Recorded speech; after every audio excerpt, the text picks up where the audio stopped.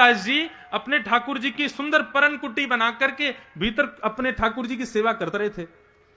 कुम्भन दास जी की कुटिया के बगल में एक नगर वैश्या ने कुटिया बना ली, और कुम्भन दास जी जल्दी सो जाते थे और रात में जल्दी उठ करके स्नान करके, जब रात में सब सोते थे तब श्री कुम्भन दास जी माला जपते थे, अपने गुरु मंत्र का जाप करते थे, ठाकुर जी का भजन करते थे। उस समय सब शांत रहता था, इसलिए रात्रि में भजन करते थे।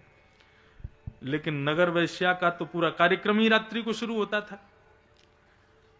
कुम्भन दास जी रात्रि में जैसे भजन करने के लिए बैठते तो बगल में कुटिया में नगर वैश्या के सारे प्रेमी जन आते, जोर जोर से हल्ला मचाते और नाच गाना होता। कुम्भन दास जी पूरी रात परेशान रहे, ठाकुर जी को हृदय से लगा के बोले, कल तो रात में मैं भजन ही नहीं कर पाया, इतनी जोर जोर से कीर्तन कर रहे थे ये बगल वाले, सांसारिक कीर्तन, इतनी जोर जोर से हल्ला मचा रहे थे कि मैं कीर्तन ही नहीं कर पाया, भजन ही नहीं कर पाया।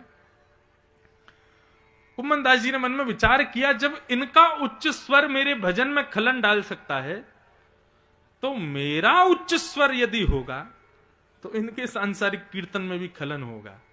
और एक आध बार खलन हुआ तो ये लोग फिर रात्रि में अपना कार्यक्रम बंद करेंगे। आज कुम्भन दास जी रात्रि में उठे, स्नान करके तिलक आदि लगा करके, और महाराज जोर जोर से कीर्तन करने लगे।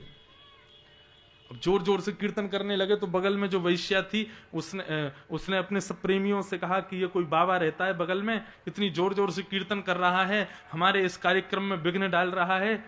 प्रेमी सब मदिरा पान करके धुत पड़े थे। सबने कहा, अरे तू बोल क्या चाहती है, तू जो कहेगी सो करेंगे। बोले कि हमारे कार्यक्रम में विघ्न ना आवे उसके लिए काम करो, इसकी कुटिया जला दो जा करके। उसके प्रेमी निकल करके आए और आकर के महाराज अग्नि लगा दी। कुम्भन दास जी की कुटिया एक तरफ से जलते जलते महाराज पूरी अग्नि जैसे ही आई, कुम्भन दास जी ने अपने ठाकुर जी को हृदय से लगाया, रुदन करते हुए भागे कुटिया से, और बाहर आकर के ठाकुर जी से कहने लगे, लाल जी मेरी कुटिया थोड़ी थी, ये तो आपकी कुटिया थी, आपका निवास स्थान था, बड़ी मेहनत से मैंने बनाया था, लेकिन पता नहीं किसने जला दिया नाथ, अब दोबारा से व्यवस्था करनी पड़ेगी। खूब रुदन करने लगे। ठाकुर जी को आया क्रोध, बोले कि मेरे कुम्भना की कुटिया जलाई याने। पवन देव को इशारा किया, बोले इस महाती बहो कि कुम्भन दास की कुटिया में उठने वाली सारी लपटें इस वैश्या के घर में जामे। पवन देव ऐसे बहने लगे कि कुम्भन दास जी की कुटिया धू धू करके जल रही थी, और उस हवा के कारण वो सारी लपटें, सारी चिंगारियां उठने वाली वो सब वैश्या के घर में जा रही थी। और देखते देखते थोड़ी देर में वैश्या का घर भी जलने लगा। जैसे ही उसके घर में अग्नि प्रज्वलित हुई, दौड़ करके बाहर आई, आकर के देखा कुम्भन दास जी को, आकर के उन पर बरसने लगी, चिल्लाने लगी, गालियां देने लगी। बोले देख लूंगी, तुमने बहुत गलत किया है, मेरी कुटिया जला दी ये वो।